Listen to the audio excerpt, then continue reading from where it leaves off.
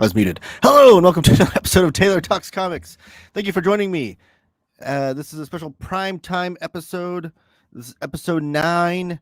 We've already got the chat lighting up, which I appreciate you guys talking before the show even begins. Please stay tuned and stay in here. No flipping, as Cycle would say, per Larry Sanders.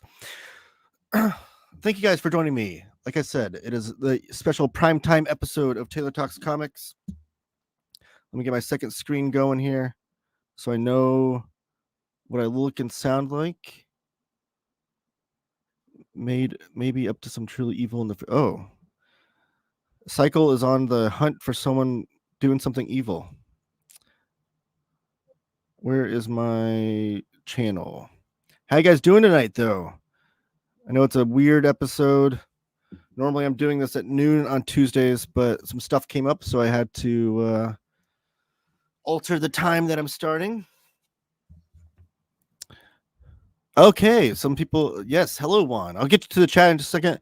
Real quickly, I have to go through my preamble that I normally do. Maybe some more people will trickle in as I do that. We do have some more people here. It looks like we've got some good amount of viewers. I appreciate that. But yes, my name is Taylor. This is Taylor Talks Comics. This is your first time here. I appreciate you being here. And be sure to hit that like button while you're here. Subscribe if you haven't already. And I always ask if you could share the show, share the channel on your social media platforms. I'd appreciate that. Doesn't cost you a dime to do that. Just a little bit of your time. But if you'd like to support the channel financially, super chats are open. That's always a nice way to give a little bit of a tip jar. But also, if you want to shop for some comics, using any of these promo codes I'm about to go over will give me and the channel a little bit of a kickback. So if you shop at organicpricebooks.com, make sure you use promo code Taylor Talks Comics, all one word, Taylor Talks Comics. It's going to save you $2 off your order. So you save money. I get a little bit of kickback. You guys get awesome comics. We're all winners. But if you're going to shop for more than 1, 2, or 3 books, if you're going to shop for 4 or more, put a bigger order in, bigger savings, use TTC, ship it together. That's all one word. TTC, ship it together, and you'll save 5% off of that bigger, larger order. If you want to email me for any show ideas, news topics, comic books you want me to cover, etc., you can email me at taylortalkspodcasts@gmail.com. That's taylortalkspodcasts@gmail.com. I think I'm gonna leave that one up, and then I'll get back to the chat. So you guys tell me what's going on. Let me know what's happening in your guys' world, what comic books you've been reading, what comic books you're excited that are coming out soon. And we have some news to cover today. That's what we do here. Once a week, I hop on the live stream and we go over the comic book industry news. We do have a few topics to cover tonight. Anything that I might have missed, go ahead and throw it into the comments, into the chat, and I'll be sure to cover it. We've done that before. We've done news on the fly. And then, so recently, I will say, I appeared on the OmniDogs Vault YouTube channel. We had a nice live stream on Saturday night. It went like over 3 hours. So if you want some more live stream action, you want to watch that on the replay, go to OmniDogs Vault on YouTube and go to the live stream tab, and you can listen to me and Jess talk about comics for close to 4 hours, I think. And even Mike Allred of Madman fame, this guy, Madman, he even jumped into the chat and was chatting with us a little bit too, so that was a lot of fun. He's my number one favorite current artist in comics, so I was real excited to talk to him through there. He actually did appear live on an interview with Jess the night before, so he is an official subscriber and fan of Jess, his YouTube channel. So that was exciting. And then as far as my channel goes, I do have some videos coming out this week. Do I have? Oh, one will be a review, an overview of the Mighty Thor Omnibus Volume 1. I just finished that the other day. I'm doing a big Thor readathon. That's the Jack Kirby, Stan Lee era of Thor. And also, viewer requested on Justice Channel. So a viewer requested that I cover the Alex Toth Genius trilogy of books that Dean Mullaney put together. I showed those off on Justice Channel, and a viewer asked me to do an overview of those on my channel. So that'll be coming up this week. That's one thing I like to do on Justice Channel, is to show off a lot of books. So if you like me showing off some more obscure books or some books that I'm into, some comics, that kind of thing, definitely check those out. That's what I always try to do on there. All right, let's get to the chat. What you guys talking about here? Oh, this afternoon, Cycle said I'm staying here till the show starts. I appreciate your dedication, Cycle. Richard, I just got done watching the last show this morning. Glad to have another one to catch up with soon. Thank you, Richard. Thank you I appreciate your support. What time do you call this? It's 1:30 a.m. here on work night. Come on, Taylor, help me out just a little. Sorry. You can always catch the replay. Just go to the live tab on my channel. I always let the replays live there for future viewings for me, guys. But if you're saying it's 1:30 as of now, it's 8:30 p.m. here.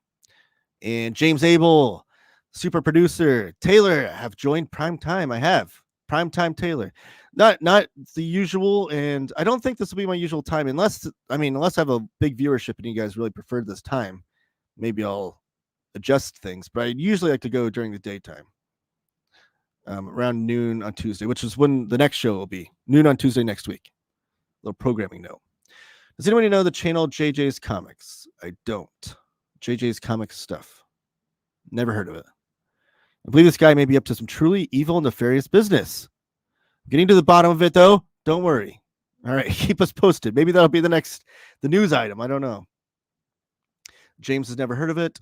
Edgar Gonzalez. Hey, first time catching live. I appreciate that, Edgar. I was going to say, you apparently you watched before, but I'm going to say first time viewer. I've never seen your name in the chat, but I appreciate you watching now. That's another thing, too, is if you're ever watching this on replay, comment down below. I always reply to comments on the channel. You can always comment down below. Even in retrospect, I always go back and reply to your comments if you had something that you would have said had you been in the chat live. Please don't go watch any of the videos. Okay. Hey, Taylor. Hey, Juan, my man. Grateful for this primetime episode. Juan is a viewer from my old CG and live days, and I had another viewer email me, which I need to get back to. But if you're in the chat too, I appreciate you emailing me. I'm forgetting your name. I apologize. But yes, I used to do CG and live over for cheapgraphicnovels.com. And that's kind of was the impetus for this show, was that I was doing those and excited about it and I liked it. Decided to change the format, but do a similar thing on my own channel. Do comments from yesterday's show up? No, the earliest comment I got, Cycle, was you from 1:53 p.m. this afternoon is the earliest comment I have. It doesn't cost a dime, but what if it costs me my aesthetic? That can't be bought. On your Instagram feed? What's the big deal? I mean, make it look pretty then. Make your own little graphic of me and my face and make it look like the rest of your stuff. Or can it? I don't know. I'm working on an investigative report for the next episode. I appreciate it. We'll have a live with Psycho Cleveland investigative report. Taylor's episode on OmniDog was another banger. I appreciate that. Thank you. Oh, blank. I just remembered I shared it on my social media. It turns out that is my aesthetic. See, there you go. Mike Allred also said he loves that you have Madman and Love and Rockets very close together. He did, and that was such an honor. Yeah, I have the Love and Rockets box set, which I kind of showed off there. I need to do an overview for my channel. I did do an overview of this box set for Organic Price Books about a year. Was it over a year ago? It was a while ago.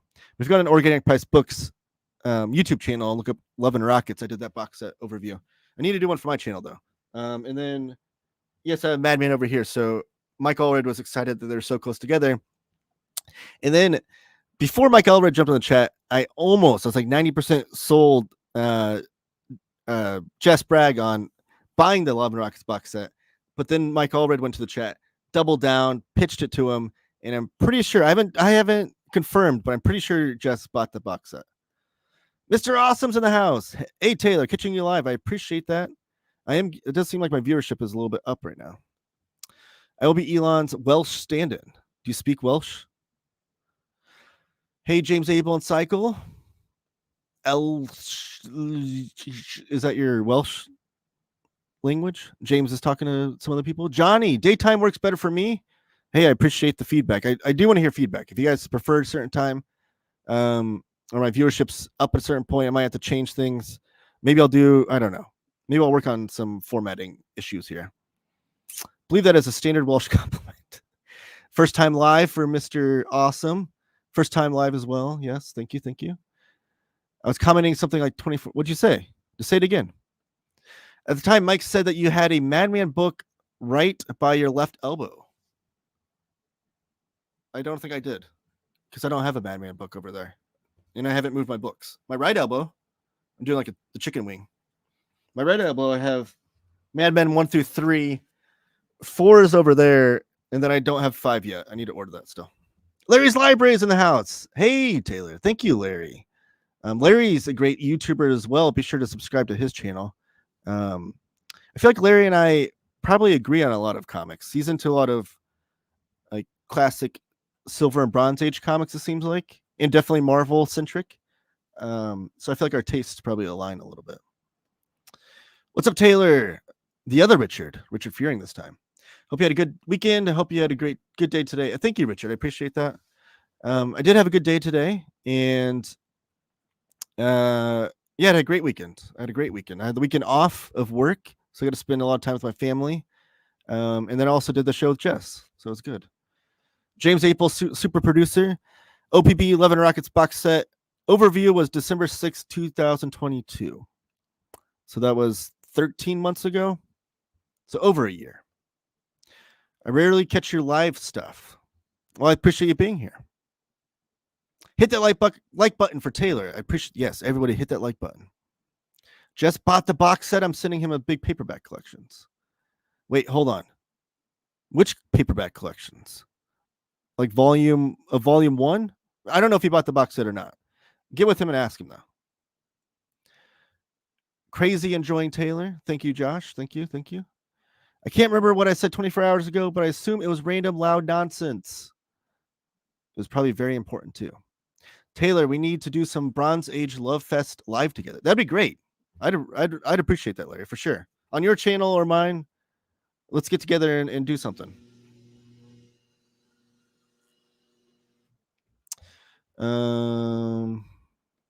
That's that loud noise that was coming up last week. It's still happening. I'm thinking Jess didn't buy the box set. Well, then he might have lied to Mike Allred. I don't know. Follow up with him. How about those Pacers? Hey, man, they're doing great. I think they're 4th place in the East right now. I couldn't be happier. They almost defeated the reigning defending NBA champions the other day, Sunday afternoon. Couldn't put it together, but they didn't have their best player, Tyrese Halliburton, still hurt. Hopefully he'll be back soon.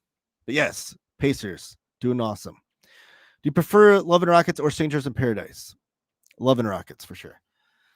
Strangers in Paradise, to be fair, I've only read the first thick trade, I think, and I didn't hate it, but it's just one of those things that it came off so much like, and not that Terry Moore, is that the writer artist? Not that he like hides it or anything. He obviously mentions that Love and Rockets is an influence of his, and that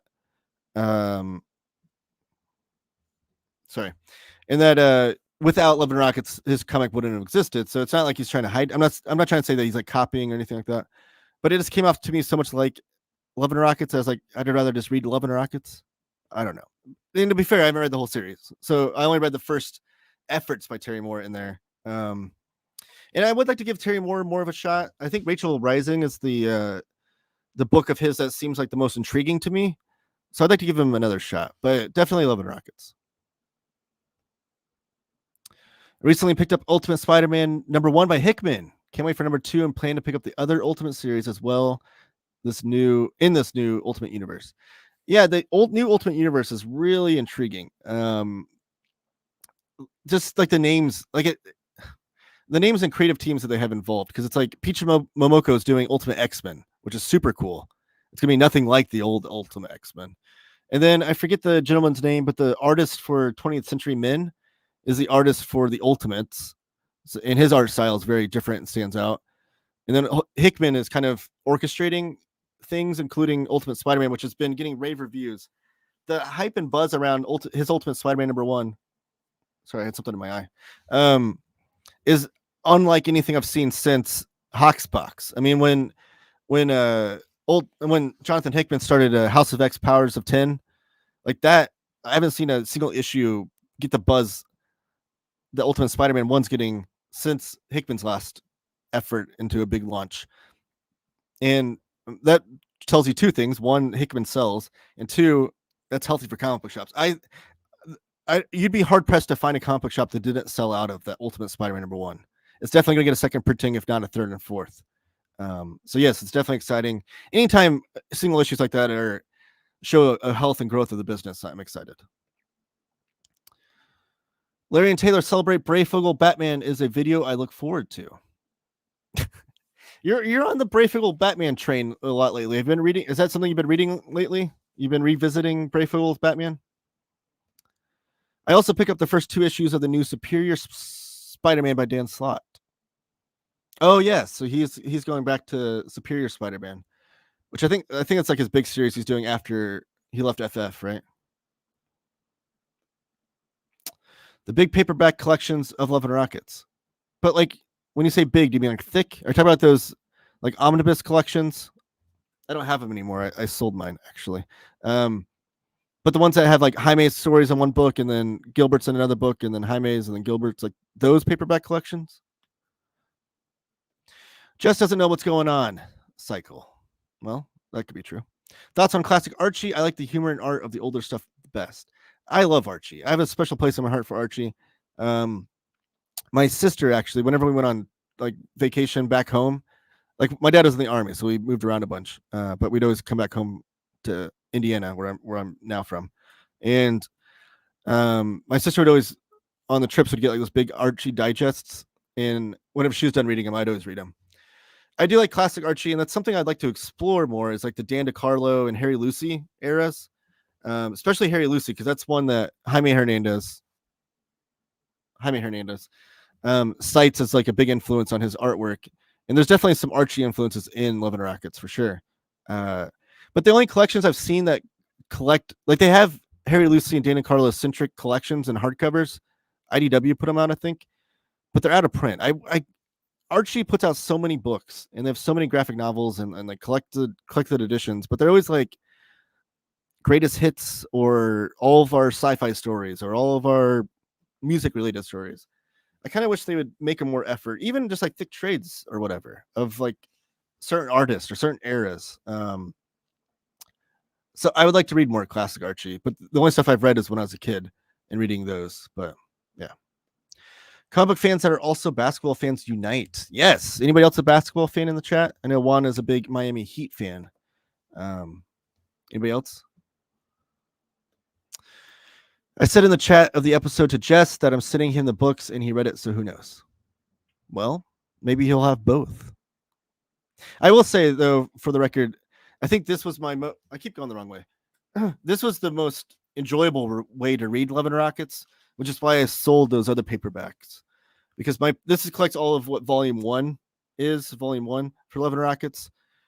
So I'm going to try to get volume 2, 3, and 4 in their singles, or how they're originally released, is my goal. I haven't started yet. I don't have any of them yet. But I think that's my favorite way to read Love and Rockets now. But yeah, so, but it's hard though, because that's a very expensive box set. So it's kind of hard to tell people like, hey, this is the best way to read it. You know, put down all that money. The paperback collections are a lot more affordable, but I don't know. What can you do? I don't know how deep you go with Disney comics. Not many videos on YouTube about them. I love Disney comics as well. Carl Barks. I have every Carl Barks book, which I have a video on that. And then I have all of the all the Don Rosa but one. I'm missing volume 8 actually. I I've been meaning to get it, but it seems like the only place I can find it in print right now is Amazon, which I need to hurry up because they've already said that they're not going to re-release or reprint volumes 5, I think, of those collections, those 10-volume collections from Don Rosa, because of the Bombi the Zombie story, because it's offensive. Which they might reprint it, but they'll keep that story out of it. But that would kind of like made me put the pedal to the metal on getting the Carl Barks stories and Don Rosa, because I don't know at any time when Disney's just going to pull the plug and say, like, we can't print any of this stuff anymore. But yeah, I still need to get volume 8 for Don Rosa. Classic Archie is a favorite of the indie comic superstar cartoonist Nate Garcia as well. Really? I didn't know that. I could definitely see I would like to talk to Nate about his upbringing in comics and his influences, because it definitely seems like Nate's not into superheroes at all. So I'd like to know. He seems like one of those indie kind of cartoonists that got into comics by way of like newspaper strips or Archie, those kinds of things, which is fine, and there's nothing wrong with that. It's just different because it's been so long since we've had a generation of cartoonists come up in the industry that weren't immediately brought into the fandom by way of superheroes. Like, before Frederick Wertham almost killed the industry in the 50s, there was like genre titles for everything. There was comics for everyone. There's romance comics for that women were more geared towards women. There was funny animal comics for kids. There was the EC comics for more grown-ups, you know. And then the superhero stuff. DC was still pumping out superhero stuff at the time. But then Frederick Wertham, stuck his nose into the scene and ruined it. And then comics became this thing that was like only for kids, because the industry only could gear things towards kids. And then it took until like just in the last few years that I can see this health in the industry, that they're making, now it's comics for everyone again, where now there's comics for kids, for women, for men, for the LGBTQ community, for people of all, colors and backgrounds. And that's when the industry is going to be the most healthy. So it's become less about just superheroes and more about having something for everyone. So with that said, with the industry being that way, now people are going to be, there's going to be cartoonists in 5, 10 years, 15 years that come up that got into comics by way of like Dogman, or came into comics by way of webtoons or whatever. So of the last 30, 50 years, it's been 90+% of the people that got into comics got into them because of superheroes. Interesting topic, though. I remember saying that. I'm sure Jess caved and got the box. Yeah, he didn't buy the box on air, so there's still hope. I hope not. Yeah, the Jaime and Gilbert specific paperbacks. Yeah, those are the ones I had. What are some of your anticipated reads for 2024? Right now I'm on a big readathon. So I finished the first omnibus of Thor. I don't have volume 2 because for some reason Marvel has not reprinted that. And they also have not reprinted that material from Epic Volume 2. So the Epic collections and omnibus, they've not reprinted the material. So I had to read the next 10 issues digitally. And then I have the back half of what is in that omnibus Volume 2 in the Epic collection. And then I'll be able to get back to the omnibuses for Volume 3 and 4. And I have Epic collections all the way through. Basically, I have like the first 200 consecutive issues of Thor, minus those 10 digital issues I had to read. So I'm doing a big Thor readathon. I'm also trying to do a big Green Lantern. Those are my 2 characters I'm focusing on this year as far as superhero goes. But as far as books coming out this year that I'm excited about, or anticipated reads, one of them is that Frank Johnson book from Fantagraphics is coming out next month. It's really cool. It's like a 400 pager, and these are comics they found from. Let me just show you, actually. I've been trying to do it's one of those comics I've been trying to tell everybody I know about this book, because it seems so cool. It's such a cool project. I'm all into like comic book history, so anytime I can read a book from history or a little piece of comic book history, it's a win in my book. All right, let me pull it up here. Present. So this is a book that once I get it in, I'm going to read it immediately for sure.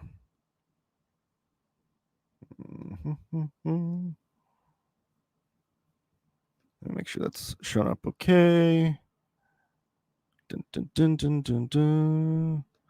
Why do you got to do this to me, StreamYard? There we go. Okay.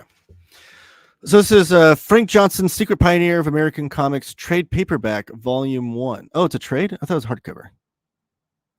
I'm almost certain this is hardcover. I'll check though.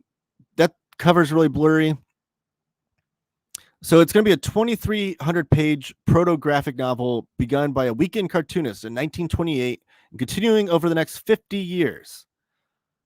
So I want to show you preview pages while I'll talk about this. Basically, Frank Johnson was making these comics for fun on the side, not releasing them, just made them for on the side. But his family found 2,300 pages of comics this guy made just for fun, and they've been unearthed. They were done on notebook paper. I guess there's 131 unbound drawings among them. But this guy was just making these on the side as a weekend cartoonist, they call him. And now it looks like Keith Mayerson and Chris Byrne have put these together into a collection. And it's going to be, this is volume 1, so I think it's going to be a few collections. Oh, the first of 2 600-page volumes.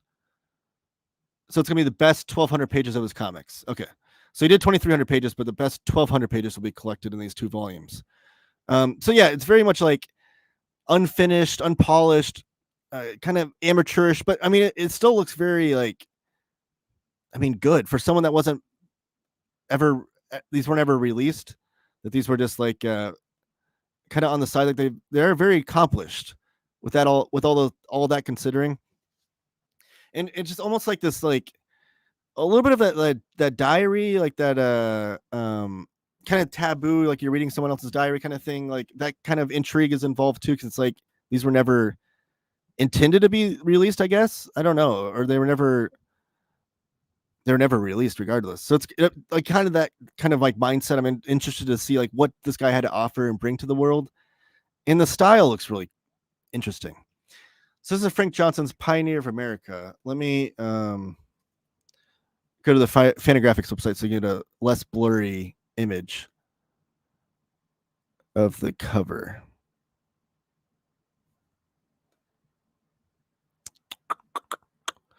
What's this Fantagraphics website?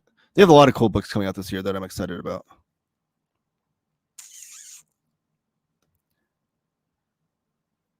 Okay, am I going to have to search for this thing? It should be on the front page. Okay, coming soon. How about this section? Bitter End. Oh, that's another big one. My favorite thing is Monsters Book 2. I'm super excited about that. Oh, here's Frank Johnson. So here's what the cover looks like. It's Wally's Gang early years, 1928 through 1949, and the Bowser Boys from 1946 to 1950. So the cover even, I mean, Fantagraphics, they only know how to make great looking collections. So they're even making it, it's going to look like it's like this tattered, journal that was found by this guy. But that looks like a hardcover. No, it says paperback. All right, so I think it's going to have a flat spine then. Oh, here's some more images. Let's look at these. Wally's Gang, book 6. So he was even like doing this lettering and like titling it stuff. So maybe he had the intentions of releasing this and it just never got released. Here's some more interiors. But that lettering is really accomplished too. Like I'm surprised that this guy never made comics because that lettering looks super solid. And just like, again, like you tell it's unpolished, it's uninked. But that's something that was never a possibility back then, to print something that was uninked. But yeah, so that's my little pitch there. Frank Johnson's. Let me know if that sounds intriguing to any of you guys. Next, Imagine Not. Thank you for joining me. I'd advocate for a favorite uncollected or improperly collected Bronze Age Marvel, DC, and Indie showcase with Larry. Okay, that'd be a fun show. Larry, if you're interested in that, that'd be a fun topic of like Bronze Age Marvel or DC that we feel like needs to be collected. I could definitely bring some ideas to the table for that. I have those plus 2 copies in the box set. You have 2 copies of the Love and Rockets box set? Cycle, I would love to see your collection. Your collection sounds like it'd be super intriguing. Some of the really nice Good Girl art, Dan DeCarlo, Harry Lucy. I mostly get Archie in the Fat Digest format. Love that format. It's thick, yes. Yeah, I mean, and those are easy to come by. Like you can find lots on eBay of like people just selling like stacks of those Archie digests and stuff. And I'd like that, but like there's so much Archie material. I'd really like to just get to actually. I do have an Archie book in my collection. My brother and I listened to the audiobooks, the audiobook autobiography of Michael Uslan.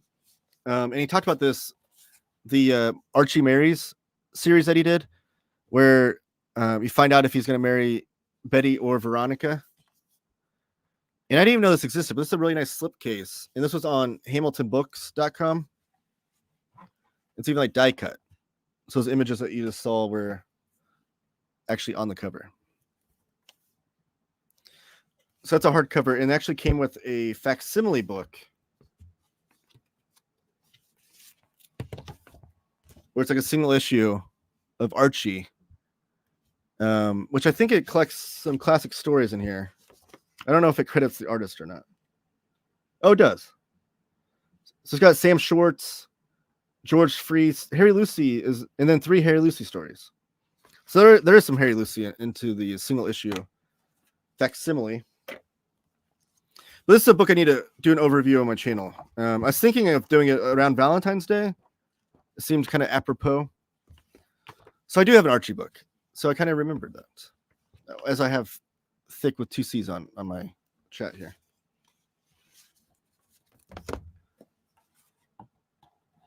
That's a really cool slipcase. I didn't even know that existed, though. But I was excited to see. Oh, it's by Abrams Comic Arts. Great publisher. They do a lot of cool collections.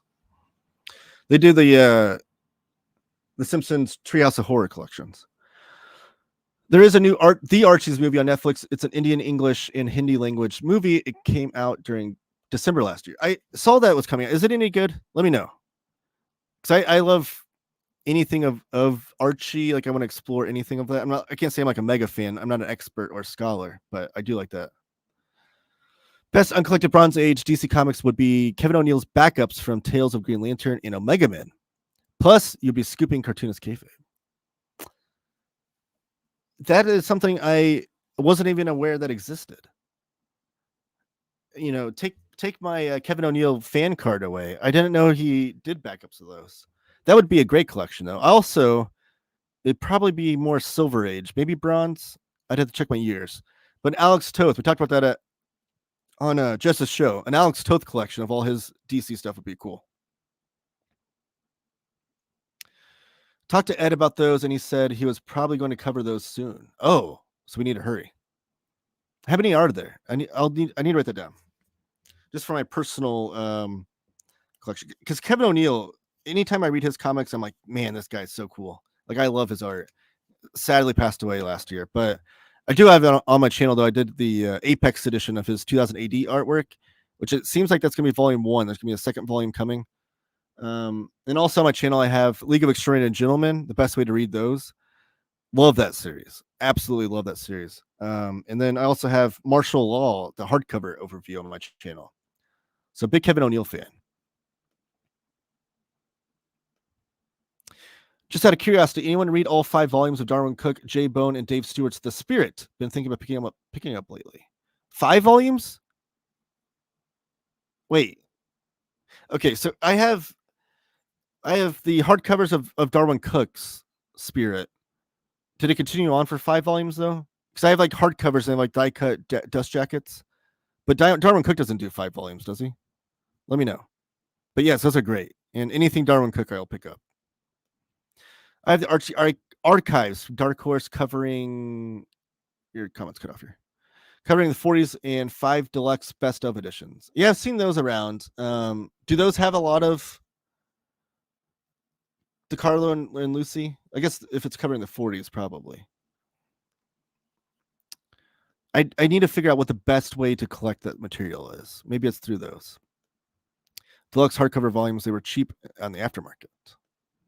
I think we could use some of these ideas. I like a lot of the weird, short-lived, oddball 70s stuff. Marvel and DC both started all kinds of stuff that never went anywhere. Canceled after 5 to 12 issues. Larry, that we definitely have similar taste then. 70s Marvel is like my jam. I love that decade. That's like outlaw Marvel. Like that's the decade where it was the first time that Marvel, of like the superhero era, of the Marvel era, not Atlas, not Timely. I'm talking about Marvel. The first time Marvel had like people that grew up reading the comics that were fans becoming the writers and artists.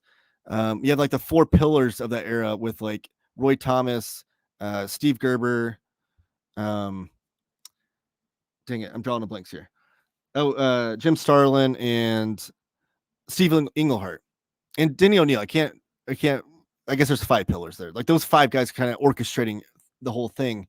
And then like people were their own editors. That's when Stan Lee was really doing his touring of colleges and whatnot. So he really wasn't paying attention too much what was going on in the comics.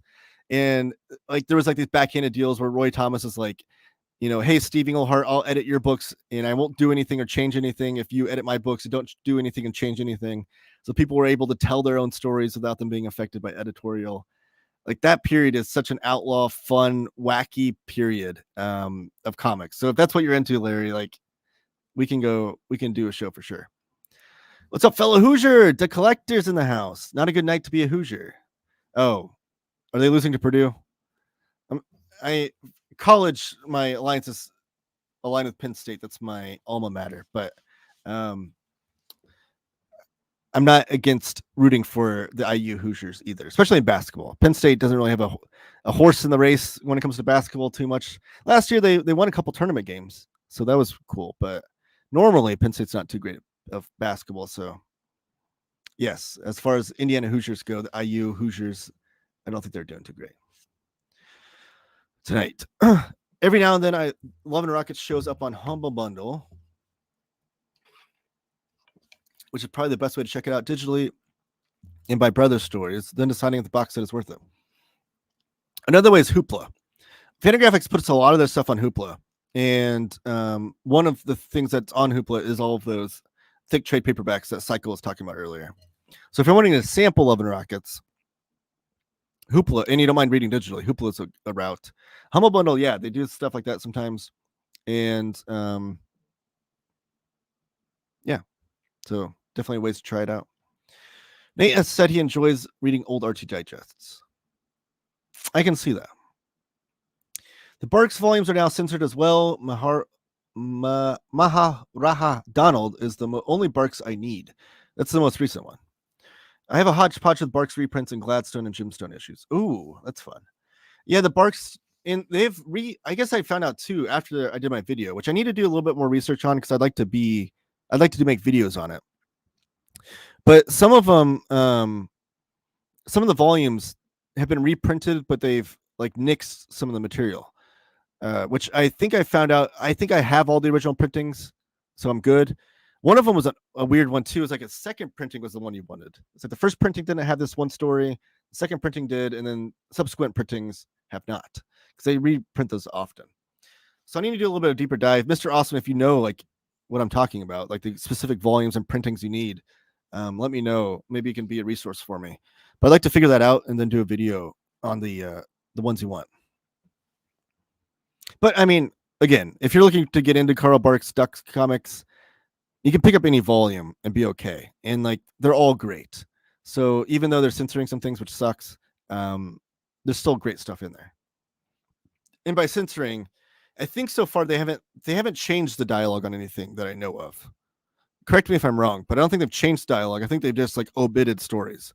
So like if a story was offensive or deemed offensive, that Disney was like, no, you can't print that story. They took it out of it because Disney owns that material still. They're just like outsourcing it to Fantagraphics to print. So it's not Fantagraphics' choice. Fantagraphics had to say they would print everything as it was originally intended. That's how they operate. But they're under the demands of who owns the material, which is Disney. He's going to be talking about his history of cartooning in about a week. I'll send you the info on it. On what show? Or is it a show? But yeah, send me the link. You know how to reach me, Cycle. Funny Animal Comics is a lost art form. 100% it is. I wish it was coming back. There are some cartoonists that like to bring it back as like a homage or a tribute to it. I talked about this book on Justice Show, Black Phoenix by Rich Tommaso, and there are some strips in here that are like funny animal strips. I see it better there. But in a big way, it's not, which is interesting. Like, I guess you can think of like, does Dogman count as funny animal? Maybe in a way, but there are kind of like funny animal in it. They look completely different, but funny animal comics, I guess, do kind of exist for kids. Like my son has a lot of animal based funny comics. I don't know if that's counts. It definitely looks a lot different, but maybe they're on a resurgence. We just haven't realized it yet. Maybe they're right below our nose. Nate was producing One of One zines in 2008. How old was he? That's like 16 years ago. I'm trying to do math here. So he's like 5 or 6. I believe that though. I know he has posted on Instagram. Nate Garcia, he's referring to. He has posted on Instagram like copies that he still has of like material that he had like a teacher, I think, in school that was really like influential and kind of supportive of his drawing habits. And she was like encouraging him, and so he made them for her, I believe, which is a fun story. It'd be cool because it looks like he still has a lot of that material. It'd be cool for him to kind of collect some of that older when he gets a little bit older. Like I don't think now's the right time, but I think when Nate like becomes an even bigger name and he's a little bit older, some of that old sketchbook material or older material would be fun to collect. So I hope he holds on to it. Like you think about like the R. Crumb sketchbooks, like the R. Crumb complete Crumb comics, like they have like those early material. It's like on notebook paper, like that kind of thing. I'm gonna butcher his name, but have you ever read Sergio Aragone's Destroys DC Universe Underrated Classic? Sergio Aragone. I think you spelled it right. I don't think you butchered it. I think there's an accent in there, but I won't count that against you. I have not, but I've seen it and I need to pick it up. Because I think he did a Destroys DC Universe and also a Marvel one too, didn't he? I love Sergio Aragones though. I wish DC would put out like a nice, or they could do a bunch because he did so much work for Mad, but like a nice collections of his Mad magazine material would be cool. Oh, we got a new 00711 is in the house. Thank you for joining me. I've not seen your name here before, so thank you. First time viewer, perhaps. Great via video on the John Byrne Artist Edition last week. Taylor, curious how you store your monster-sized books in your collection. Well, good question. They're kind of haphazard right now, but one of my goals for this year is to build a bookshelf. It's one of my goals. Not like super nice or fancy, but it's going to be sturdy for sure. But I want to build a bookshelf that can house those books that are gigantic because I have so many of them that I don't have a good place to store them. Like even this book, I showed off this the other night and I still have it next to me. But Wednesday Comics, like these books that are humongous that don't fit on the shelves back here that my omnibuses do. I have like so many of the Taschen books, the Artist Edition books, like Building Stories by Chris Ware, his monograph, Little Nemo, the Crazy and Ignatz books. Like there's so many books that don't fit on a normal shelf. So one of my goals is to build like a bigger bookshelf that fits taller books. So that's going to be how I store it eventually. And I might make videos about my making of that shelf and how I store them on there and why and stuff. That might be some good content. I thought you were banned by Cartoons Kayfabe for speaking truth to power. I don't know. Did he get banned? It was a tough choice between the covers for Judgment Day Omnibus, but I went with the DM cover by Patrick Gleason. Both covers are great, but if I'm mistaken, I don't think the DM is in the book. No, usually the standard edition is always in the back of the book. So if you order the DM, like you'll have both covers. But if both covers appeared in the comics, they'll both be in there. I don't know. Good question though. I think Omar did an overview of that book, so you probably check that out. They should do an Archie meets Punisher Gallery edition. That would be amazing. I would fork down the cash for that. That'd be so cool. And why not? Why wouldn't Marvel go into business with Archie to put out something like that? And maybe have like a sequel done with some newer artists or fun cartoonists. That'd be cool. That's a good idea, to pick a superhero or two to focus on them for a year. Might have to steal that. It is a lot of fun. So I've done it the last few years. 2 years ago, I did Cable and New Gods. So I tried to pick one Marvel, one DC. And actually haven't finished those readathons. So some of them I haven't finished. But those were very specific. I was going like chronological throughout the whole thing. But then last year, I did Flash, and who did I do for Marvel? I don't know if I had a Marvel last year. I'm trying to think. No, I think Marvel, I didn't have a specific one, but I did Flash. And Flash, I jumped around all different eras, which I think is what I'm going to do with Green Lantern. Because it's really fun to read it all chronological like that, but it's also fun to kind of hop around different eras and pick up on similarities and stuff. So Flash, I read like Silver Age Flash. I read the New 52 and the Joshua Williamson run, the first third of that run. Oh, and the Robert Venditti run. And then I haven't read Jeff Johns yet. I stopped there. I might have to pick that up this year and read that. So I was hopping all different eras of Flash, which is actually a really cool way to explore the DC universe, modern DC also, because Flash has a lot of important. It plays an important role in a lot of the modern DC, and I'm talking modern by 21st century, so like 2000 plus, year 2000 plus to current. Flash plays an important role in all the big events that happen, so it's kind of fun to explore the DC universe through that character. But yeah, so this year's Thor and Green Lantern. So as I do it every year, it gets a little bit more focused. The chat's, thank you guys for lighting up the chat. I haven't even got to the real news yet. I've subverted the ban with a backup account. You think it's that easy to silence me? Also, Ed Piscor heaped some heavy praise on Nate Garcia, so now I like him no matter what he does. He did? When? Did they show off some of Nate's comics? That'd be cool. But also, I will still attack him if necessary while still liking him. I love Ed Piscor's work and Jim Rugg. As a Byrne fan, when do you think his art peaked? If you think it did. For me, it was Fantastic Four. Found everything afterwards either disappointing or downright terrible. I think I agree with that. He does still have some good stuff after that though. But recently I read the Generations, Superman Batman Generations omnibus, and that one really didn't. The ideas and concepts were there, but the artwork was. It was. He's still like good, like great polished Byrne. Like he's still so reliable with artwork. He doesn't have bad art necessarily. I don't want to put that out there, but definitely Fantastic Four is a fantastic run. Pun intended. I love that run. I'm a huge Fantastic Four fan. I think that's like my second favorite Fantastic Four run, I think, after Lee Kirby. So that was great. Man of Steel, I still need to read that. I've only read like the first main arc of that series. That's a series I still need to read. I've been waiting for omnibuses, but I'm getting to the point where I might just fork down and get those standard size hardcovers. Because I do want to read it.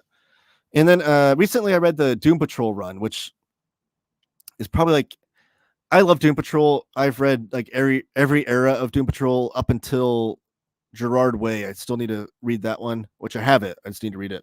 And John Byrne's is like the most disappointing of it. And his artwork again was good. It just wasn't like spectacular. Like Byrne's art in like X-Men and Fantastic Four is like spectacular. So I think I agree. Around that same time. WAKENB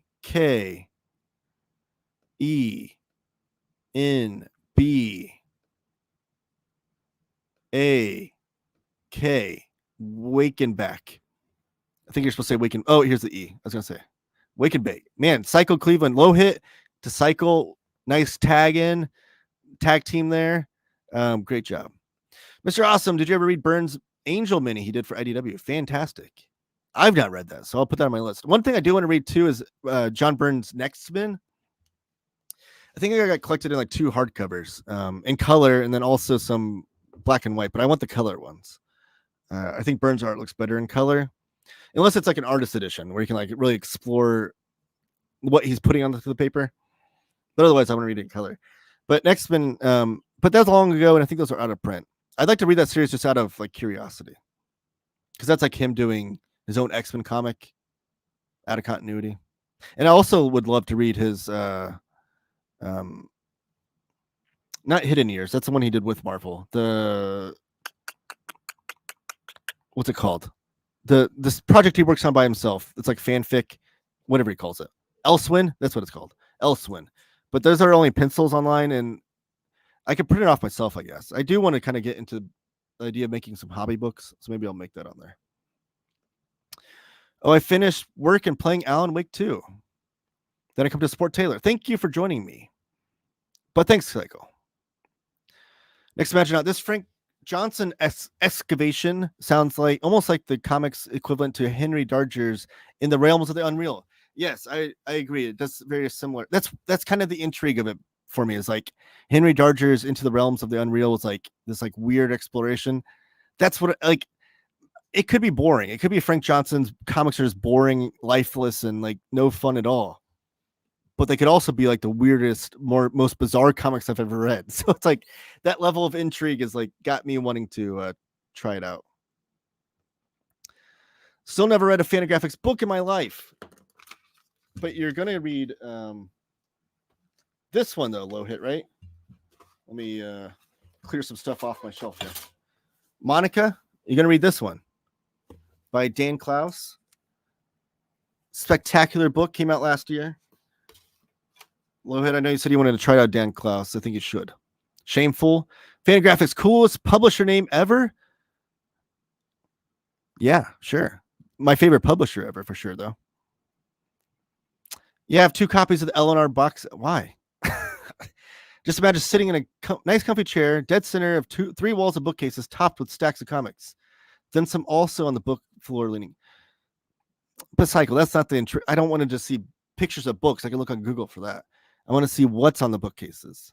Because I feel like you have a nice collection of stuff. I want to see what is on the bookcase.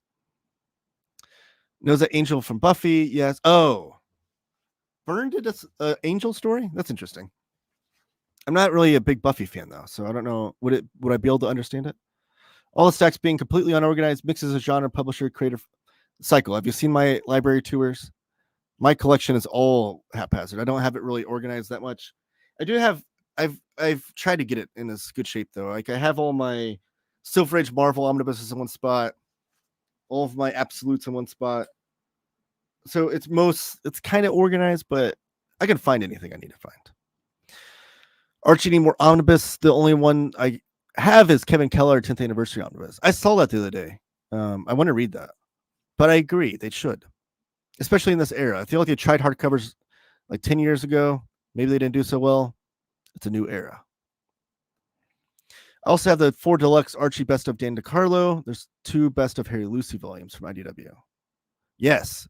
I know those are the ones I want, but I think they're out of print. I want Archie Scholar. I understood Hindi, and I understand Hindi. I've seen the Zoya Akhtar movie. It's pretty decent. I was going to ask you, Low Hit, what you thought about it, because I know you both, yes, you understand Hindi, but also you're an Archie fan. Netflix, the Archie movie wasn't bad. Had some major Grease vibe to it. Oh, I love Grease. It's a classic. Am I catching up yet? You ever heard the 1990 Archie TV movie Return to Riverdale? Saw as a kid Lauren Holly as Betty. No, I did not know there was the only live action Archie I knew existed prior to the Archie's movie was the Riverdale, like the TV show, which I saw. I watched the first season of that and it was good. I'm admittedly not entirely up on the delineation of when the different ages are. To me, oh, Larry's telling you. Bronze Age is around 70 to 84 or so. One thing, the distinction I think matters whether you're talking about Marvel and DC, because of that, I think is a nuance that people don't ever mention. Because some people say Silver Age starts with Showcase number 4 or 5. I always get the number mixed up. First appearance of Silver Age Flash. That was in like 1956, I believe. I'm going to get my numbers wrong here. Someone's going to correct me in the comments. The Showcase, I think it's Showcase number 4. Yes. 1956. So for DC, Silver Age starts in 1956, but for Marvel, it starts in 1961 with FF number 1. So that's a 5-year gap. Also, Bronze Age, some people say is the first issue of Neil Adams, Denny O'Neil, Green Lantern, Green Arrow. Some people say it's the death of Gwen Stacy, which also there's a gap there too. I think it seems like everyone is in agreement that the modern age starts with 1986, which is the year of Dark Knight Returns and Watchmen. I think that's an agreement. Which I don't know that Marvel had a major story in 86 like that. Not of that level.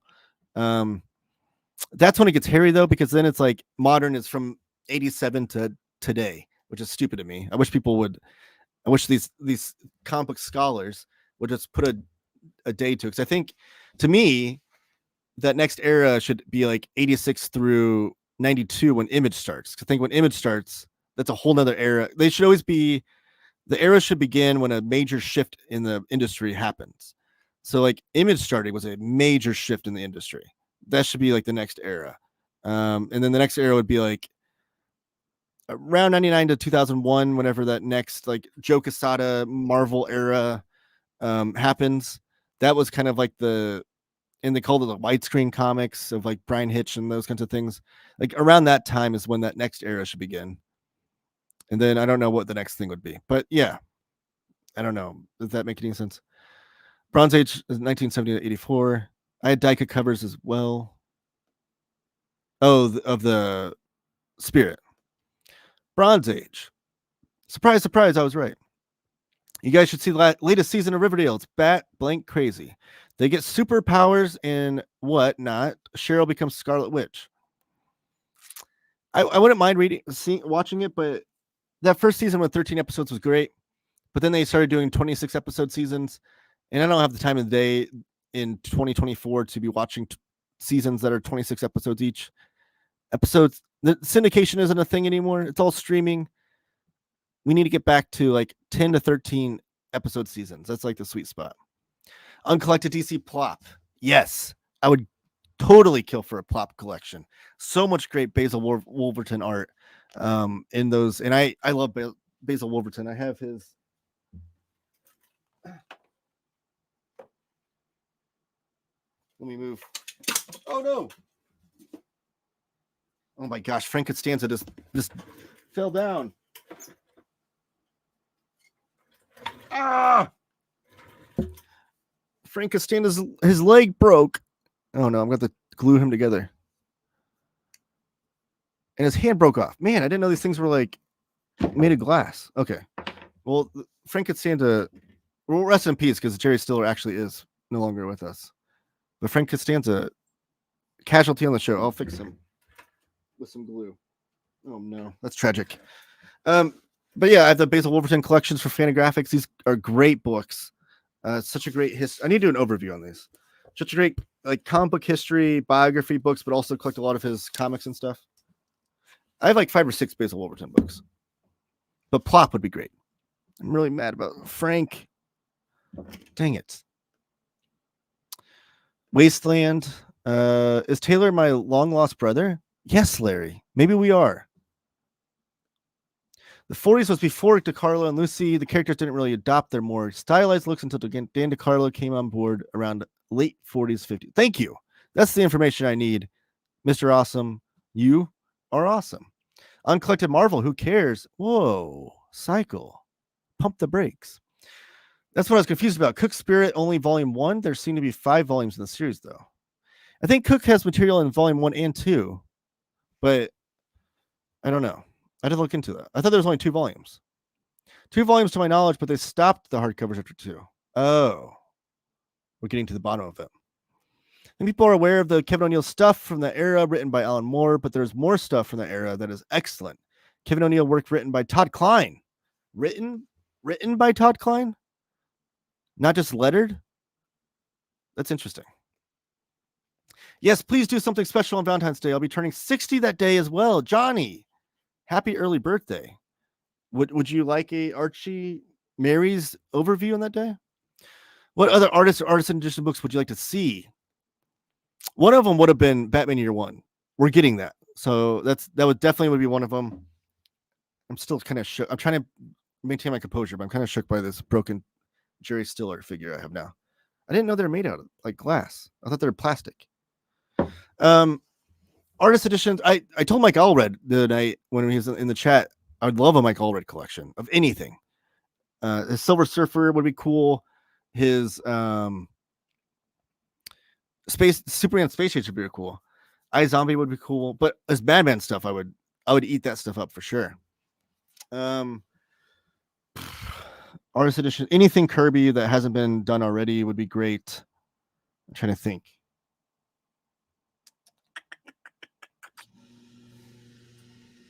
Oh, one that Scott Doombeer said sorry, Omar did an interview with Scott Doombeer the other day, and it was great. He's the guy that puts together the IDW artist editions, and he talked about doing one of Alan Moore's Swamp Thing era, so it'd have like John Tuttleben, Steve Bissette, Rick Veitch kind of artwork in there. That would be fantastic. I'd love that. Anything Mobius would be cool. That's another revelation of that interview. Great interview. You should all go watch it especially if you're into artist editions. But Scott Doombeer is like the Indiana Jones of original comic book art. He's always hunting it down. But he did say he was trying to get Katsuhiro Otomo. He was in the process of convincing him to do an artist edition. It fell through. But he's also trying to get Mobius and someone else. Hergé from Tintin. All three of those would be great. So, I don't know. Does that answer your question a little bit? Sadly, they replaced certain words in the back of most of the recent Barks volume. Oh, they did. Oh, that sucks. Would Jim Woodring be considered a variant of Funny Animal? Yes. And Silent Comics. Jim Woodring is a genius. I love his Silent Comics. Taylor knowing Nate Garcia lore warms my heart. Yes, I do. I pay attention. He sent me his first comics, or his first published comics. I've been a fan ever since. Reapers in the house. How you doing? Love Sergio Aragones. Sergio. Yes, I'd love to some Gru the Wandering collections, but he's like anti-omnibus, so I don't know. Sad to learn TMNT is ending soft rebooting. That's on the news docket, but we haven't got any news yet. But all good things must come to an end. I'm so excited about Aaron taking over, as their Avengers run wasn't for me. Oh, not so excited about Aaron taking over. We'll talk about that in a little bit. I believe Jason Aaron is doing the new, yes. If you need advice on building a bookshelf, I feel free to ask, as I'm a carpenter and woodworker for the past 14 years. Reaper. Definitely. Reaper, if you want to hit me up, just so I have your email, or best way to reach you. You can DM me on Twitter or Instagram would be fine. But also, if you want to email me, there's my email, taylortalkspodcasts@gmail.com. I do want to talk to you. That would be very helpful, because I'm not a carpenter or woodworker or anything of the sort. I'm not handy. I can do things around the house a little bit sometimes, but I probably need some help. So I'm working from scratch, basically. Christmas in Duckburg replaced the word Holocaust with conflagration and is missing a one-page gag. In all printings of that, or just one printing? Let me know. Austin Caldwell, thank you for joining us. What's up, guys? Taking a break from reading comics to watch someone talk about comics. I appreciate you being here. I don't recognize your name. I think you're a new viewer, perhaps. So, Austin, thank you for joining us. Everybody hit the like button if you haven't already. Appreciate that as well. New Gods, you say. Yes, Josh. We're going to do that episode. I promise. I do think my Thor reading is going to delay my reading of New Gods, but don't worry. I'll get to it. I always love reading New Gods. An excuse to read it was great. In the book, is Holocaust used to refer to the real world Holocaust, or was it describing something else? If it's referencing the event, that seems strange. That's just history. I'm trying to think of the era or a year that would have happened. Right around that same time. I don't know. Under the Polar Ice replaced Shanghai, mob, and violent with kidnapped, bunch, and angry. I don't like this. Fantastic Four, ? Oh, for Byrne, I'm assuming. Marvel, you read Cable. I had to see it every day. DC, you did Flash. Yes. Jeremy Adams' Flash was also... I keep messing that up. I said Williamson. I meant Jeremy Adams. Flash was good. Also excited to read Spurrier when that is collected. That's what I meant. I read the first third of Jeremy Adams' Flash, not Williamson. I keep mixing those names up. I did that. I was talking to Low Hit the other day, and I did that. Jeremy Adams is what I meant. His run lasted like over 100 issues. The first omnibus is coming out this year, and I read all that material on that first omnibus. I think I'm still probably going to pick it up, but it's what would be omnibus volume 2 and 3 is what I need to read still. It was used to describe a potential catastrophic event like an explosion, nuclear holocaust. Oh, okay. It was during a live stream. You may have seen Nate share the video of it in his stories. I forget what that's referring to. I'm getting so far behind now. Interesting. That's the definition of the word other than historical event. How do you feel about that change? Oh, I don't want any. Here's how I don't feel like I want the comics to be printed as they originally were. I'm still looking at Jerry Stiller, and it's saddening. I want them to be kept in the original format, original lettering, or original wording that the comics were originally released. Having a disclaimer at the beginning of the book saying like we don't agree with this or whatever, that's fine. But I want it to be in the original context and stuff. Even for all ages comics like that, and with like Tintin, because I do read those with my son, and even if they have like offensive or racially insensitive material, to me that brings up an opportunity for me to have that conversation with my son about how like, hey, they're depicting this person of this color the certain way, and it's not cool. It was offensive. They did it back then. They wouldn't do it today, kind of thing. However, I also understand that not every kid is reading it with an adult that can explain that to them. Some kids might be reading it on their own and maybe not get that context. So it's not an easy conversation. It's not an easy, like, cut and dry, one or the other kind of situation, but my preference would be keep that same. And I want to do more primetime shows like this. The chat is very active tonight. I agree. The chat's been active during the day, but this is more active. I haven't even got to the news yet. I'm biased against Byrne's Superman because I enjoyed a lot of the over-the-top nature of that Superman that was toned way down. Oh, okay. You're biased against his Superman because you prefer the over-the-top Superman. I might be in agreement with you, so maybe I won't enjoy Byrne's Superman either.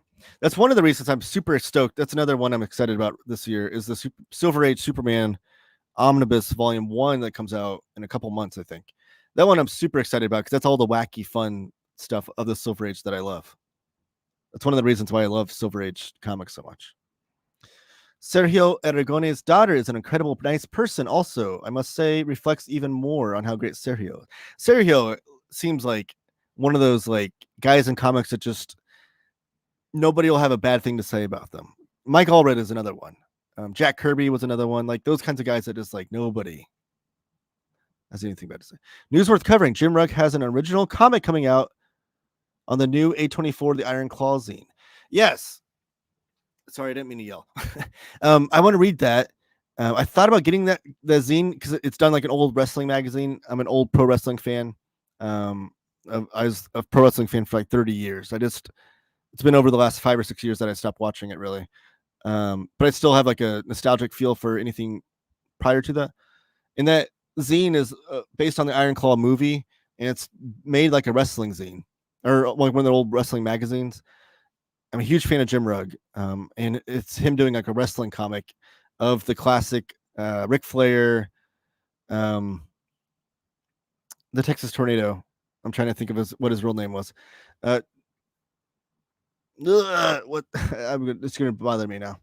Texas Tornado, Kevin Von Erich, a cage match that happened on Christmas Day back in the day. The only thing I'm hesitant to get that zine is that Jim Rugg said he has the rights to that comic and he's going to publish it again later. So he might put out like a collection of wrestling comics, which would be cool. I want more big collections of Sergio.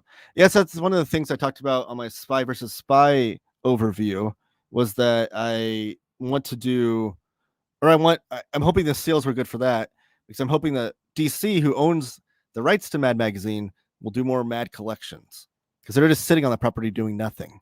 I wish they'd reprint the material from the Harvey Kurtzman era. They released them as like 4 archives hardcovers. I wish they would reprint that.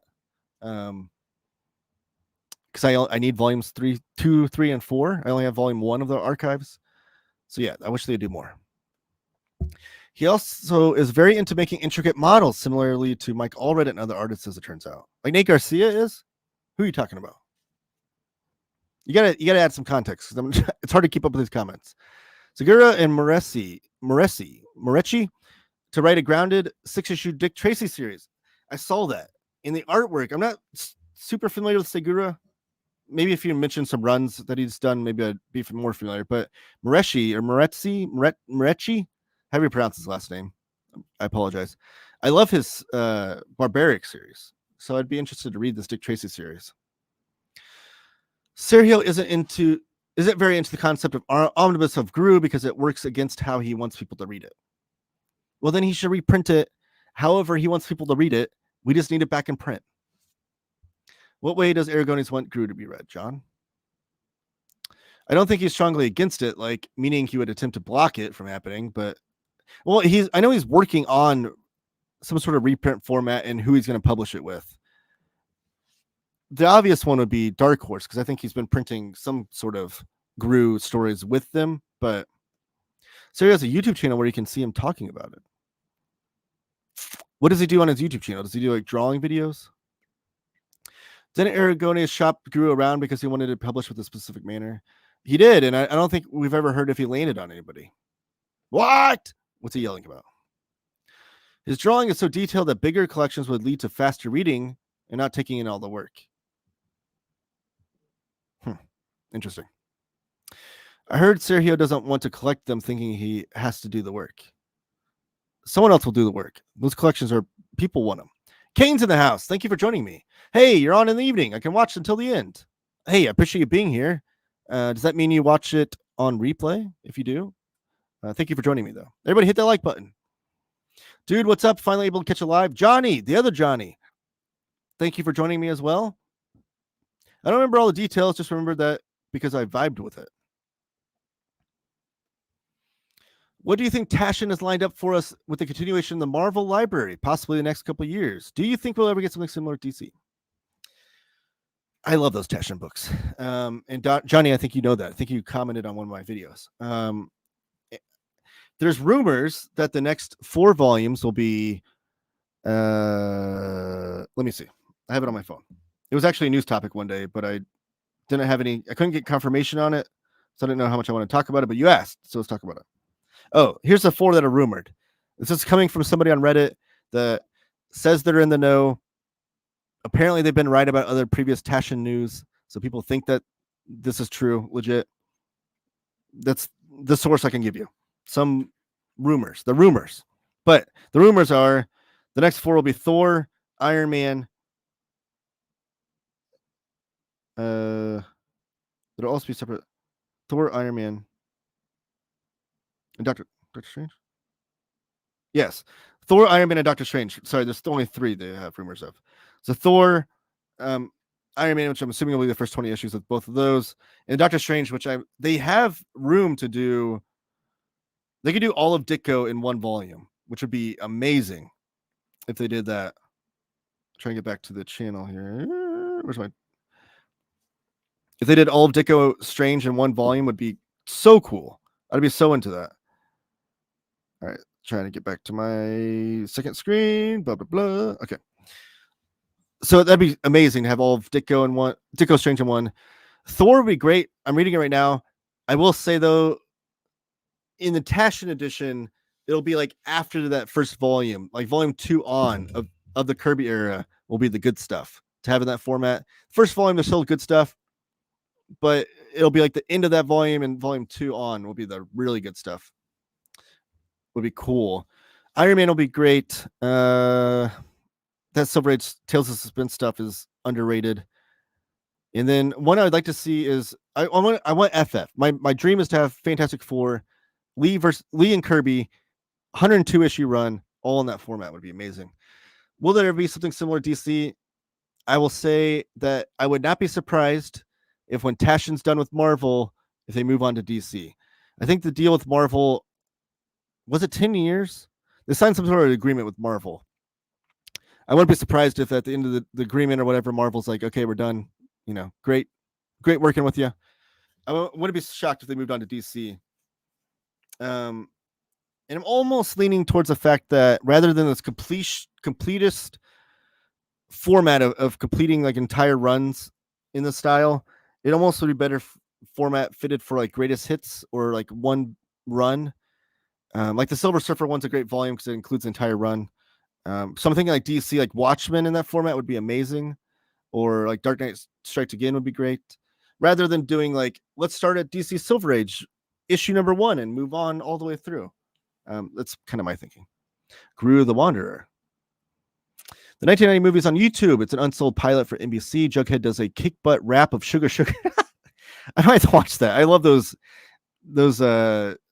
pilots that are on YouTube like that. One of my favorite is what's it called? It's the Adam West one that Conan O'Brien wrote. What was that called?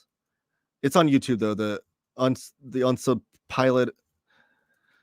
He was like a detective. Look Well.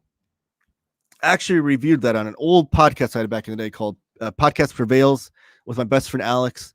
There's an episode I reviewed that. I had a solo episode and I reviewed Look Well because Adam West is amazing. I love Adam West Batman, and Conan O'Brien's my favorite late night talk show host ever. So it's this fun little anecdote of history. Look Well. Look it up on YouTube. It's fun. Serious channel where you can see him talk with Mark Evanier. Mark Evanier would be a great interview. Image Start or The Spectacular Bust would be good defining era markers. Taylor, I have to go. Early workday tomorrow. We will definitely have a plan. That live stream idea. Larry, thank you for watching. And yes, Larry, have you read Stray Bullets? I hope he has, because Stray Bullets is amazing. For me, DC Silver Age began with Martian Manhunter, pre-56 Flash, and DC's Bronze Age began with Kirby left Marvel for DC.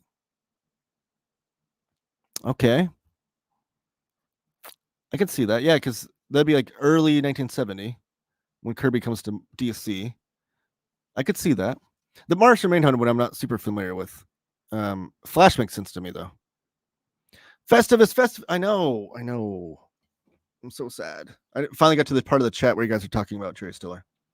Hell yeah, those Wolverton books are great. They are. Today, someone on Facebook posted Basil Wolverton's rejection letter from Disney and his Mickey Mouse tryout strips. Yes, that's in here. The rejection from Disney, I think, is like one of the, yeah. I flipped right to it.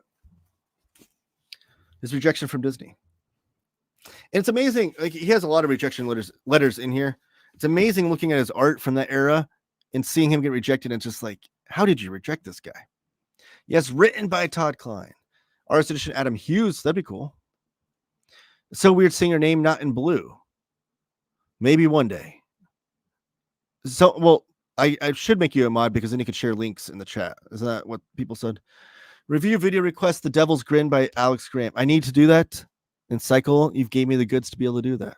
AC Luda, that's another new name I've not seen in the chat. Thank you for joining me. Mobius Artist Edition would be epic. I agree. I would kill for anything Mobius that has not been printed in English in a big way. Like Blueberry. Like, that's one of my most wanted like collections of comics. Artist Edition would be cool too.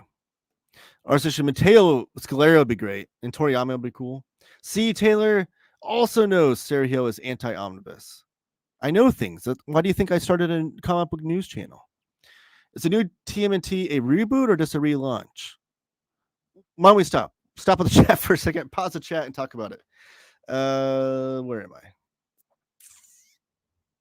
There it is.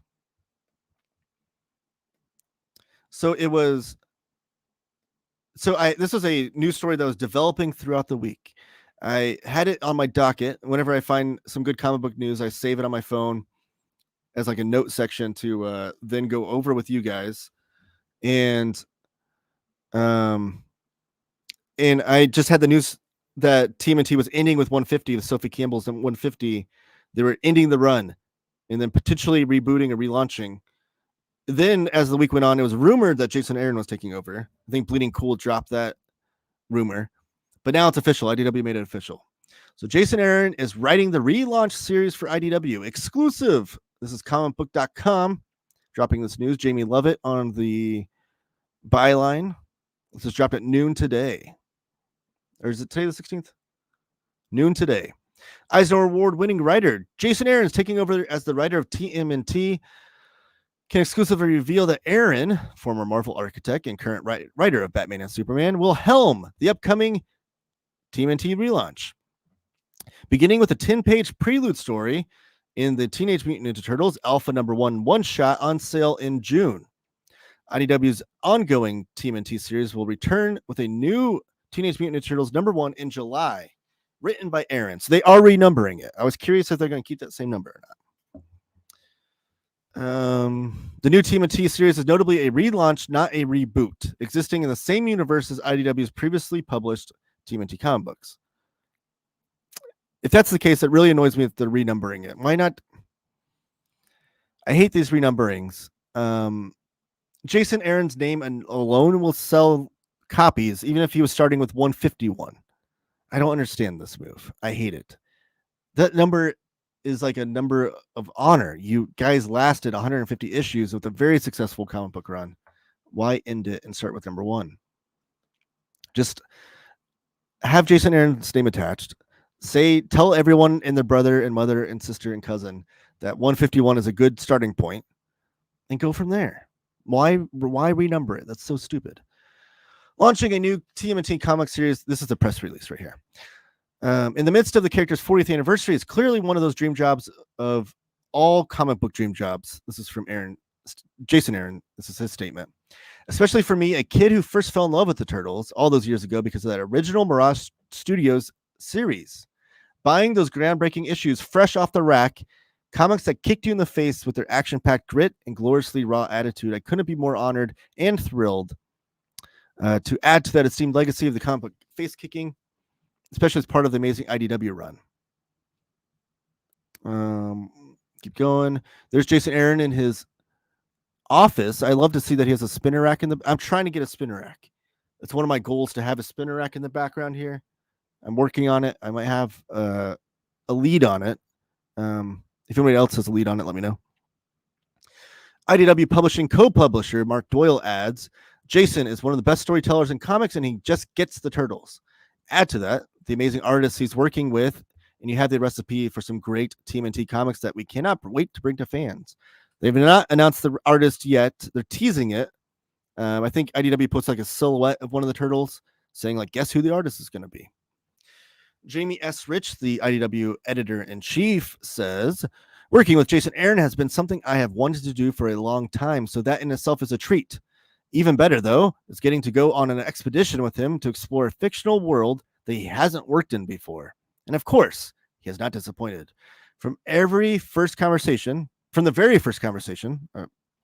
correct myself, it was clear that he brought a real passion to the TMNT, the sort of excitement you can only get from a true fan. He's a master of his craft, and each new script has only gotten me more excited for the rest of the world to see what he's coming up with. So that's that story.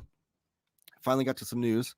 So yeah, it looks like to be more of a relaunch, but they are renumbering it to #1, which I, again, will say is stupid. But Jason Aaron, super big name writer in comics. He's probably a top 10 named writer in comics.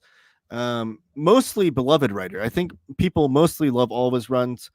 It does seem like his Avengers run was kind of divisive, but it seems like it did seem like one of the kind of, I haven't not read it all, but it seemed like kind of the runs that may read better in collected editions, which is fine. So that might be a run that ages better than his other ones. Your name must always be blue. Not to use Jess behind with Taylor. I know. I'm working Jess Bragg action here, being so far behind. First printing has the word change. The second printing of Christmas in Duckburg removed a one-page gag. The first printing has it, though. I don't know which printing of that volume I have. I know it's one of the older printings because it doesn't have the new Fantagraphics logo. Make James Amott. I'll figure that out. He's so far behind he doesn't even know the references. We are winning. Mod Frieza. See, Cycle doesn't want a mod though. Maybe I'll put it up for a vote. Taylor's the new Omnidog. Keep with the chat. It's the Wild West. Taylor just wants to interact with everyone. Yes, I do. The second printing has the words restored, so I've read. So the second printing has the words restored, but no one-page gag. I need to talk to you off air so I can sort it out with me.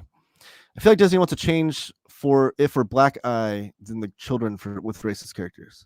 Yeah, I mean it's definitely like a PR move for sure. I mean, I don't think they're like an evil corporation where they don't feel any sort of responsibility for children, but you know, it definitely PR is first on their mind. That's why I love this channel. Not use it. What are you referring to? What Kane said earlier? Let's interact with everyone. Oh yes, I'm skipping Willis's Flash. M. Lobes is what I'm after in Wade Volume 2. Yeah, I love Flash, the character. The readathon I did last year really made me have a deep appreciation for the character. I'm definitely getting the Messner Lobes omnibus for sure. Williamson's Flash, like I said, I want to read the whole run. And then Wade is actually a run I did not read. I need to pick up that Volume 1. I'm kind of hoping Volume 2 will be announced and I'll read it all in one go. Messner Lobes Flash is good stuff. We still don't know the contents of the omnibus, though. We don't know if it's going to start with the Mike Baron stuff before that or just the Messner Lobes stuff. I agree with both. I watch Taylor's live streams after work, so I don't get to interact. Could you imagine if we all talked via chat, voice chat? That'd be crazy. I wouldn't be able to keep up at all. I'm anti-chat interaction. You don't like me interacting with the chat? Then why are you here? Just kidding. Late from doing movie club for NMC. Ha. Oh, I'm sorry. Did I go directly against Omar? Sorry. I was honored though that when Omar was interviewing Chris Claremont, there was a few viewers, which are still in the chat today. Thank you guys for still being here. That chose my show over his. I didn't tell Omar that, but it did make me feel good though. That both Omar and Chris Claremont, I topped them both. Just in a couple people's minds, but it counted. Oh, Serial Oregonis is making models. Okay. Tom Segura made comics. Bleh. JK, of course. What movie did you watch? Obviously, he didn't. I'm trying to catch up here. You're in the chat now. You can't be anti-chat. You're interacting with the chat. Is Dana Warren Johnson Extremity hardcover a news topic? Yes. Actually, it was. Let's go to the news. I need some drops. The news. News. We did talk about Dana Warren Johnson last week when we were talking about his one series being, I forget what it's called. I gotta look it up or it's gonna drive me nuts. Okay, my thing's not working. Space Mullet. We talked about that last week, but last week it was also Dana Warren Johnson's big name in comics, one of the biggest names in comics probably. Dana Warren Johnson's Extremity coming to Kickstarter March 5th. Skybound presents Dana Warren Johnson's Eisner-nominated masterpiece in a stunning new oversized hardcover format featuring Johnson's original artboards. It's a signature edition. So it looks like it's going to be an artist edition. They're calling it signature edition. But just based on the cover and it's including all of his original artboards, this will be available on Kickstarter. Sign up for updates and get a free limited edition pin. So you can sign up for updates and get this pin that says Extremity on it. And it's coming up with Skybound. So Skybound presents Extremity by Dana Warren Johnson. This is the series that he did prior to Murder Falcon. So Dana Warren Johnson's a huge name in comics, like I said. Top seller on Transformers. And now people are appreciating his earlier works. It's only a matter of time before they do a Powerbomb gets a nice oversized hardcover. I'm hoping. Hopefully, Marvel releases a gallery or treasury edition of Beta Ray Bill. I don't know why that's taken so long. But yes, Dana Warren Johnson, one of the biggest names in comics. Not a lot of news. Just the fact that, look out, March 5th, there'll be a Kickstarter. So yes, that was a news topic. Kane, Millennium actress. Kane, I don't have to make sense. Well, as long as you aren't trying to make sense, I guess that's cool. I need to make more of the Penguin Classic Marvels. I like Since a great way to get a bit of that character. Oh, yes. Those Penguin Classic books. Those are like kind of a greatest hits of a certain era, right? Like they click like Silver Age comics, but not in sequential order. I've never seen the movie myself, but I always heard great things. Just never got around to it. If my Omnidog appearance actually happens, I do not plan on interacting with the chat at all. So, like, if Jess brings up a question, you're just gonna say, "What's the Marshawn Lynch thing?" I'm just here so I don't get fined. Is that what you're gonna say? Another proposal for another Omnidog interview that you might do: be able to co-host David Lapham. We desperately need to try talking him into crowdfunding some Stray Bullets. I would love to interview David Lapham. I think David Lapham is, for Western comics, possibly the best black and white artist of the last 20 plus years, 30 plus years. Stray Bullets. I love David Lapham in black and white. I don't like to see his stuff in color. His line work is so beautiful in black and white.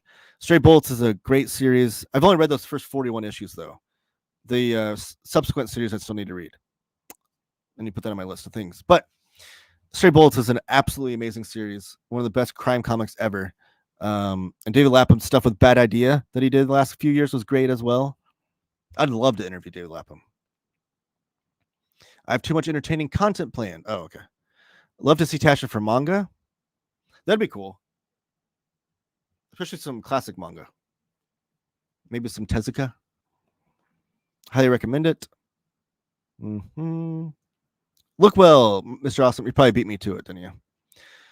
Omnis, I petitioned him on Instagram years ago, but he shot it down without explanation. Wait, hold on. Oh, Stray Bullets. They did release a Stray Bullets oversized hardcover that only collected like the first 7 issues, and it was listed as a volume 1. I don't know if maybe the sales weren't very good, but oversized hardcovers would be great for Stray Bullets. Or an artist edition. That would be a great artist edition. David Lapham is not someone who should be doing a Kickstarter. Are you like anti big names doing Kickstarters and publishers? I seek out old, unsold pilot information, fascinating stuff. I agree. One I watched 2 last year, which was disappointing as heck, was the Clerks one. My brother is a huge Kevin Smith fan, and he's an older brother. So naturally, he got me into Kevin Smith. So like his first like up through like Jersey Girl, up through that era of Kevin Smith, I was a huge fan of by way of my brother. But all that time, and we watched like the Evening Kevin Smith, Evening 2, Evening Harder with Kevin Smith, like all the stuff. So we were like into the weeds with Kevin Smith. I didn't know that there was ever a Clerks pilot made until like last year. It blew my mind that this existed. And I found it on YouTube, and it's awful. It's as awful as you can imagine. It's like shoehorning in that very natural Kevin Smith script writing and dialogue of the original Clerks movie with like a terrible, like with like that 70s show. Not saying that 70s show is fine. I don't want to upset anybody, but with a sitcom like that, it was awful, but it is fascinating. It's a Ferrari, a man comprised of nothing but contradictions and resolutions. Yes, I'm Kane. I'm trying to skip ahead. Oh. He has a very hit or miss reputation for filling purchases. I don't know how he managed to self-publish 40 issues of Stray Bullets. Really? I didn't know that. So that's why you're against him doing Kickstarter. If Alex Ross came back to do another short story run, who would you want it to be and about what? I loved Alex Ross's Fantastic Four that he did last year. So I'd want him to do another graphic novel like that. And I love that he loves Kirby so much. So I'm going to go with Thor. I'd love to see him do, because like that Fantastic Four story that he did is like a sequel to This Man, This Monster. It's getting really cold down here. I'd love to see him do Thor. It's so cold outside that it's getting cold in here. I need earmuffs. So that'd be my keep the chat going. That'd be my pick. I bought t-shirts, art, signed books from Lapham, and done pretty well since I'm only out t-shirts that I bought and never got. So he sells his original art for really great prices. I've always wanted to buy a piece. There's a great piece he did of like the Fourth World characters that I really wanted to put. I just don't have a lot of space. I don't have any space down here for original art. I guess upstairs I do in that section of the library. I do love David Lapham's art, and it is affordable. I was just looking over the weekend after the Mike Allred, hullabaloo of Jess interviewing him and then him showing up in the chat when I was on Jess's show, looking up Mike Allred original art, and he has some for pretty good prices too. I don't know. I don't want to get into the original art game, but it'd have to be an artist that I really, really dig. Because I want to have it on display. I don't think I'd ever get into original art so much that I have them all in like a portfolio hidden away. I wonder if Aaron wanted a fresh start. Yeah, I'd be curious. He says in that press release that he appreciates the IDW run, so who knows? I love David Lapham, though, would excuse any flaky stereotype artist behavior. But he also did put out 40 self-published comics, so who knows? Oh, did we start a news topic? Dang. Just wait. 50 issues into the new series, IDW will change TMNT numbers to 2. I know, and I hate that. I am so of the Todd McFarlane school of thought, and Todd McFarlane hates renumberings to number one. He's hated them since like before it was cool. Todd McFarlane hated renumberings back in the 90s, and he's always been of the thought that if you advertise the comic book properly, you can sell any number. It doesn't just have to be number ones. And I know historically number ones sell, but that data could be skewed because they keep renumbering. Show me the data on how Marvel or DC tried and pushed a series into the 200s in recent days, and there were no sales jumps or something like that. But if you advertise it properly, you can sell any number. There's so many ways to advertise. Social media is like free advertising. You can advertise anywhere, and it's cheaper these days, and you can hit a wide audience. So if you want to say, hey, issue 276 is a new jumping on point for the new run, jump on it now, that's what you do. You don't have to renumber it to number one. It's so silly. But yeah, they probably will do a legacy 200 whenever they get to that. You're so weak. Did you get the new Taiyo Matsumoto book? I have not yet. I have the Tekken Concrete here that I need to read. Oh, it's right here. It's buried. So I did a haul video, which I had to edit, by the way. If you've been looking for that haul video based on my social media, I had to edit it and bring it because someone pointed out that my address is visible. So I don't think it was that visible, but I still edited it anyways just to be safe. But I did haul this recently, the new Tekken Concrete hardcover. But the one which I keep forgetting the name of, I did not get the new hardcover. It came out today. I will pick it up in a couple months probably. It's weird. Turtles are still mainstream, but still a small indie. Yeah, I always talk about this. There's a pattern of almost every decade we get a black and white indie comic that crosses over into the mainstream. So Turtles did it in the 80s. Bone did it in the 90s. The Walking Dead did it in the early 2000s. The decade after that, I would have to say it's probably some sort of manga. But I don't know if that's really indie, though. But it's interesting that we have that history of like these decades, three decades in a row, we have this black and white indie that like crossed over into the mainstream. It's really cool. I failed. I found a sword. Okay. Segura is more known for prose. Segura wrote the comics of the Black Ghost. Volume 1, 2. Okay, I'm not familiar with them. You can break a window and use the glass. Where's your commitment? Oh, okay. Let's talk in a cycle. James Fermad, a vote for James is a vote for consistency. No, I love James Abel. He's a great. Like that's why I think I coined the name super producer, because he acts as producer when he's ever in the chats. He's a great. I'll make him a mod. There's no. I'm not. I was just kidding. I want links. That's the thing that I love about James Bond is he's so quick on the links. So if I mention like I have a video on my channel of this, he'll bring it up. Honestly, I don't know how to make people mods. I'll figure it out. I'm sure James can send me a link to figure it out. If Jess Bragg can figure it out, I can. No insult to Jess, but he's not a big tech guy, right? So whatever. Okay, I'm gonna run through these chats and then I'm gonna wrap it up. Printing first words, remove the gag. Okay, maybe write a resume for him, makes references. AMC Movie Club, Discord. I'm against this Kickstarter. Skybound Entertainment is loaded. Cycle, you're against everything. That assessment of me does. As far as hold on, let me go. Google. I'm against this Kickstarter. Skybound is loaded. There is that mentality where people are against these publishers doing Kickstarter because Kickstarter is supposed to be made for people that are self-publishing that need like the funding and backing. The only thing I will say, the good counter argument to that is that whenever a big Skybound or Boom or what other publishers used as Kickstarter, whatever, whenever these big name or Keanu Reeves for Boom Studios, whenever these big names do Kickstarter, it does bring a bigger audience to Kickstarter to try a new platform, which I think is good to elevate that platform. Now, I would hate it if Kickstarter became only big name publishers and like the small press publishers got like pushed out of the way. I would hate for that, but it does bring eyes to the platform, and I think that's a good thing. I do too. The comic series positively. Second edition, Duckburg.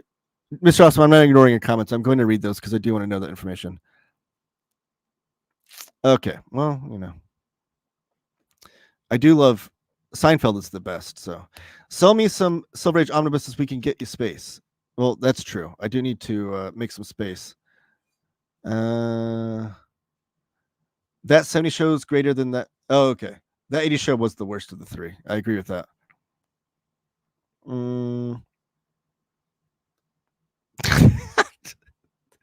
Alex Ross should do a graphic biography of Norman Rockwell. I don't know if you're being funny or not, but yes, I agree. That would be funny. Can you edit a YouTube video without just deleting and reposting it? No. I'd have to delete it and repost it. And you'd want to do that anyways because then it'd show up as a new video.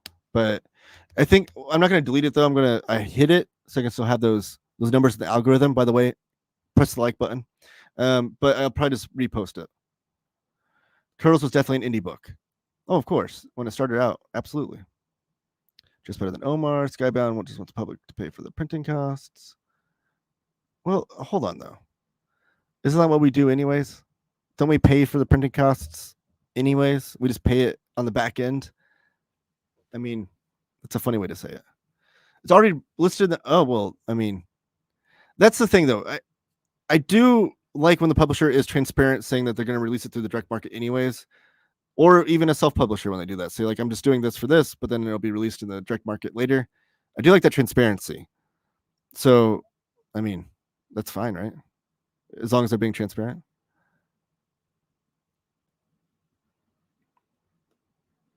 I think Dynamite is taking care of Sandoz, White Sands Omnibus Kickstarter. Yes, but they want the money twice. I mean, they're not getting it twice, right? Unless you're buying 2 copies. Okay. That's the news. That's the show. I went longer than I have ever on the show, but I think I had the most viewers I've ever had, which is great. I'll think about the format and the time and that kind of thing. Kickstarters are expensive. They are. So if the book's being released in the direct market, you can go that route. FYI, I am also always being serious. I think, but if that's a joke, then how do we know you're being serious? All right, I'm gonna let you guys roll the chat for a little bit while I go through my plugs, and then I'll do the last minute chats. How about that? If you want to order books through Organic Price Books, you can shop with the promo code Taylor Talks Comics, all one word, Taylor Talks Comics, and they'll save you $2 off every order. If you're going to put a bigger order in, a book order of 4 or more books through Organic Price Books, you're going to use the promo code TTC, ship it together, all one word, TTC, ship it together, and they'll save you 5% off of that order. If you want to email me for any show ideas, comic book news topics, comic books you want me to cover, etc., that is my email right there, TaylorTalksPodcasts@gmail.com, TaylorTalksPodcasts@gmail.com. You can follow me on Twitter at TMTalksComics, all other social media platforms, Instagram, TikTok, etc. You can follow me at Taylor Talks Comics.